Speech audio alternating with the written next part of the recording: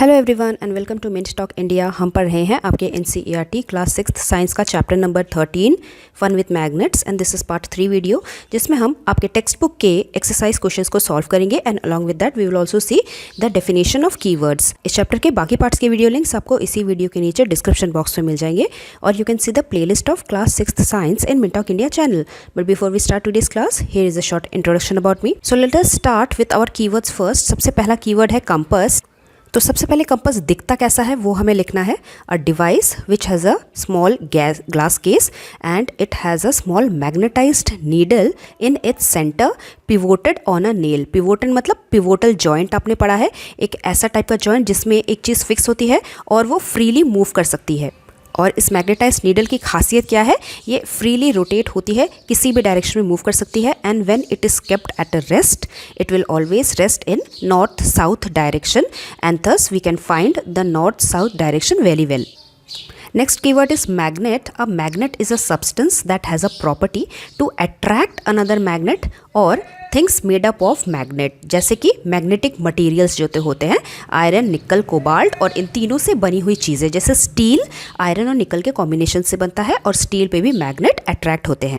After that, what is magnetite? Magnetite are the naturally occurring magnetic rocks और इसे कभी कभी ओर ऑफ आयरन भी कहा जाता है। इनमें प्रॉपर्टी होता है कि ये मैग्नेट पे अट्रैक्ट होते हैं।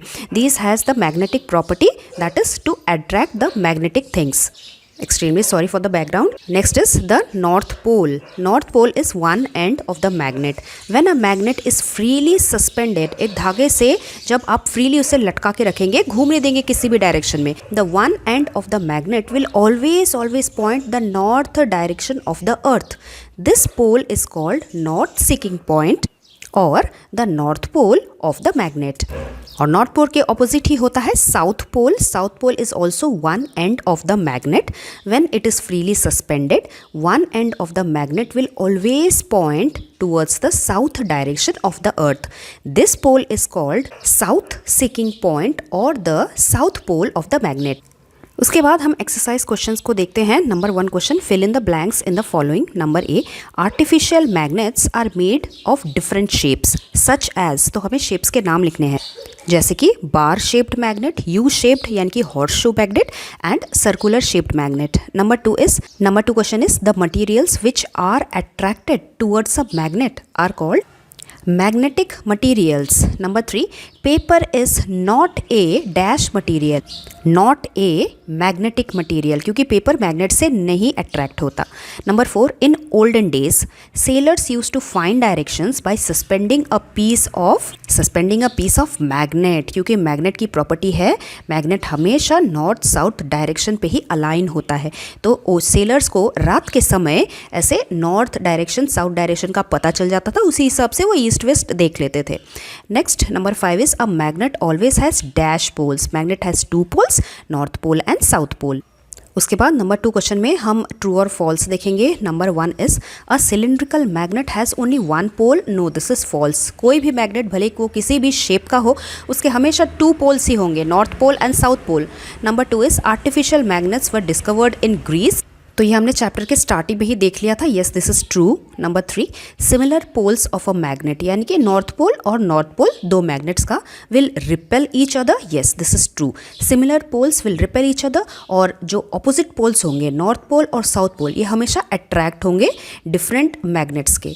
Number 4 is maximum iron filings stick to the middle part of a bar magnet. No, this is false. Maximum iron filings जो होंगे वो बार मैग्नेट के ऐसे एंडिंग्स पे साइड पे जाके ज़्यादा अट्रैक्ट होंगे, क्योंकि मैग्नेटिक अट्रैक्शन सबसे ज़्यादा ऐसे साइड्स में होता है, नॉर्थ पोल और साउथ पोल में होता है। Number 5 question, bar magnet always point towards the north south direction. Yes, this is true.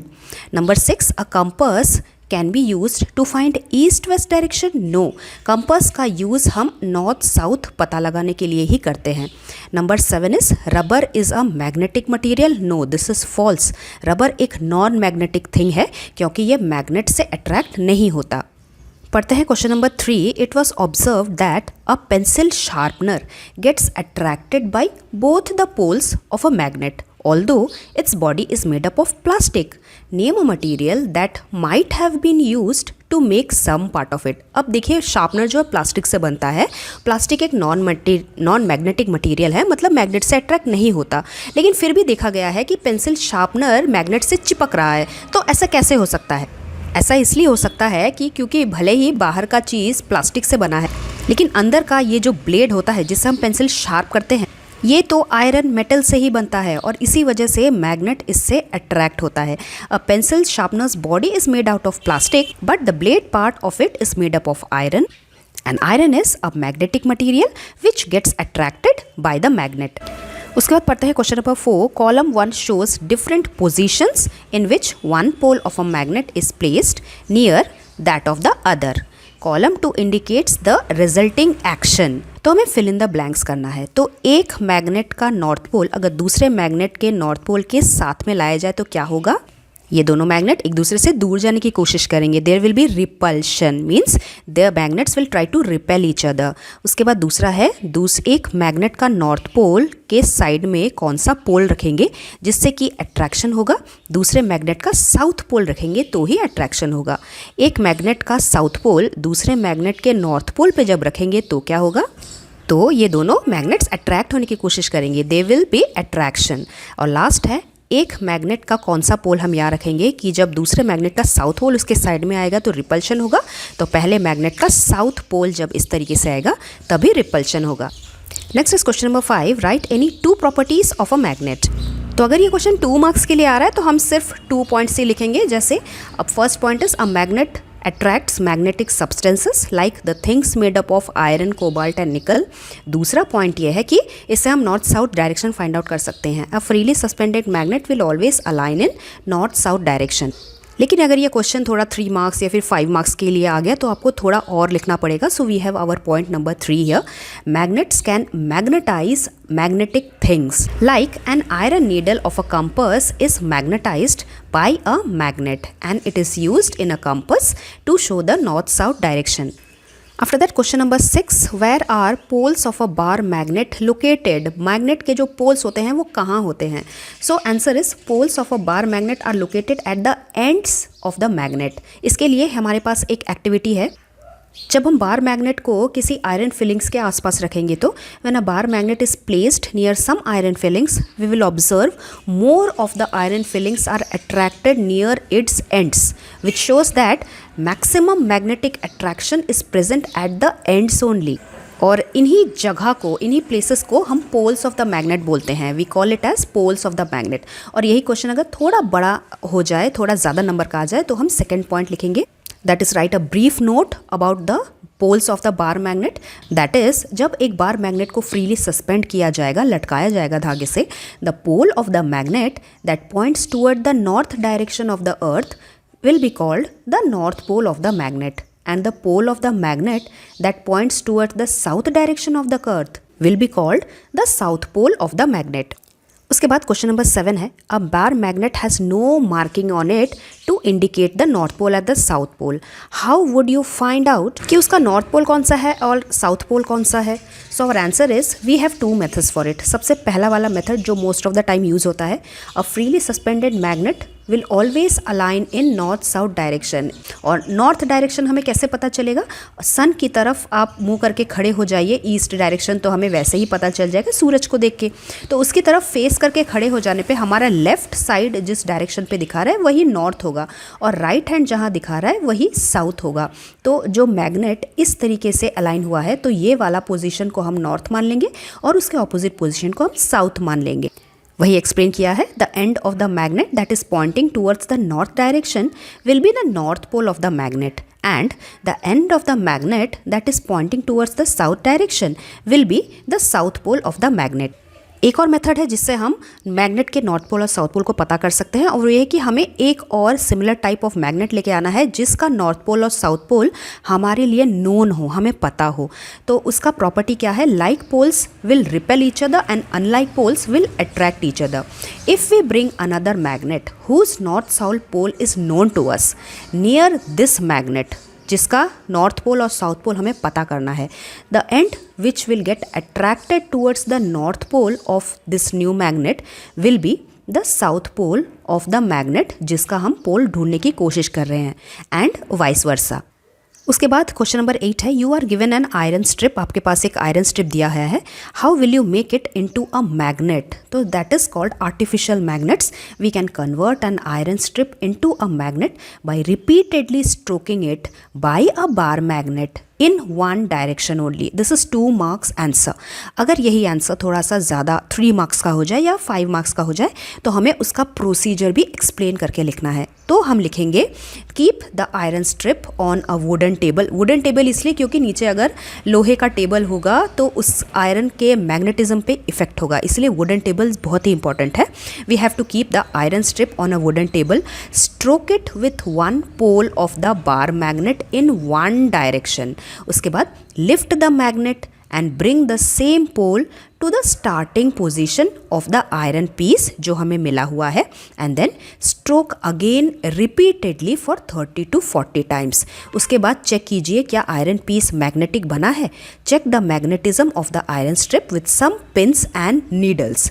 If pins and needles get attracted then the iron strip has turned into a magnet. और अगर ये attraction नहीं हुआ तो फिर ये process हमें दोबारा करना पड़ेगा, स्ट्रोकिंग का process for another 30 to 40 times, and then we will convert this iron strip into a magnet.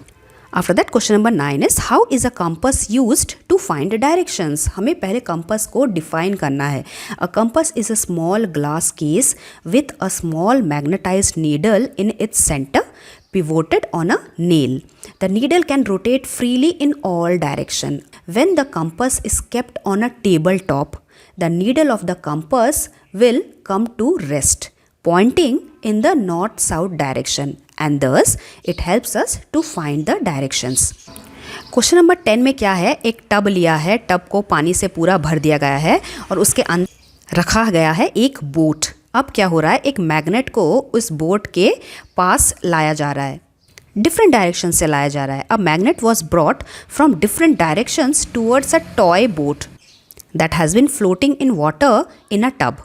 Effect observed in each case is stated in column 1। तो एक बोट के नज़दीक अगर मैग्नेट लाएंगे तो क्या होगा, अगर ये बोट खुद एक मैग्नेट होगा जिसका खुद का नॉर्थ पोल और साउथ पोल होगा तो या तो ये बोट हिलने लगेगा, रिपल करेगा, नहीं तो बाय चांस अगर बोट का ही साउथ पोल और नॉर्थ पोल ऐसे आ गया तो यहाँ पे अट्रैक्शन होगा, ये बोट नज़दीक आने की कोशिश करेगा। या फिर अगर ये बोट प्लास्टिक का बना हुआ है, पेपर का बना है, तो फिर इस पर कोई फ़र्क नहीं पड़ेगा, it will be not affected. तो उसी तरीके से बहुत अलग अलग टाइप के इफ़ेक्ट्स हमें कॉलम 1 के सिचुएशन को रीड करना है और कॉलम 2 के साथ मैच करना है।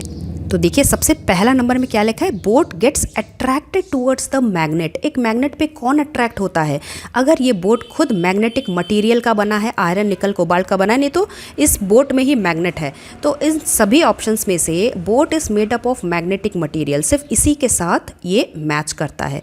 दूसरा वाला देखिए, boat is not affected by the magnet. अगर बोट पेपर का बना है, प्लास्टिक का बना है, तो मैग्नेट से इस पर कोई फ़र्क नहीं पड़ेगा।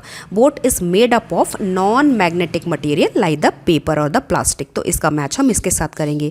तीसरा वाला देखते हैं, boat moves towards the magnet if north pole of the magnet is brought near. अगर मैग्नेट का नॉर्थ पोल हम नज़दीक ला रहे हैं तो बोट टूवर्ड्स मूव कर रहा है, मतलब बोट का जो साउथ पोल है वो हम north pole of the magnet के पास लाने की कोशिश कर रहे हैं, तभी वो टूवर्ड्स मूव कर रहा है, करेक्ट। तो हमें ऑप्शन में कुछ ऐसा सेंटेंस ढूंढना है जिसमें बोट के साथ साउथ पोल का कनेक्शन लिखा हुआ है।